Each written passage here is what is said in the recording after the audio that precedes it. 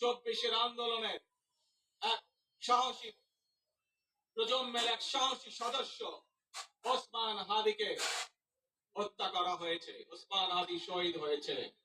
প্রিয় ভাই বোনেরা, ওসমান হাদি চেয়েছিল এই দেশের মানুষের জন্য গণতন্ত্র প্রতিষ্ঠিত হোক, এই দেশের মানুষের গণতান্ত্রিক অধিকার প্রতিষ্ঠিত হোক, এই দেশের মানুষ তাদের গণতান্ত্রিক এবং অর্থনৈতিক অধিকার ফিরে পায়।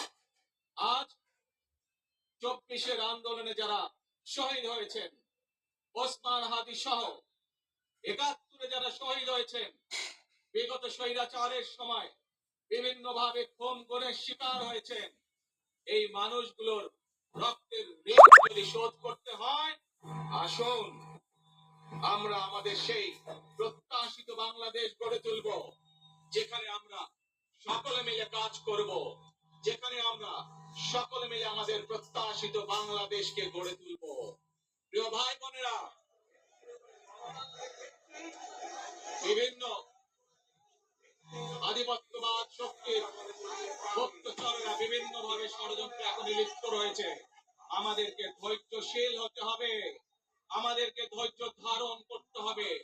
বিশেষ করে তরুণ প্রজন্মের যে সদস্যরা আছেন, আপনারাই আগামী দিন দেশকে দ্বন্দ্ব হারে না, কুটিকারি খালি ঝগড়া লাগে। সদস্যদেরকে আজ গ্রহণ করতে হবে, যাতে করে ঝাড়ু কোনদিন দুইটা ঝাড়ু তিনটা ঝাড়ু এক জায়গায় গড়ে তুলতে পারি। শক্ত ভিত্তির উপরে গণতান্ত্রিক ভিত্তি।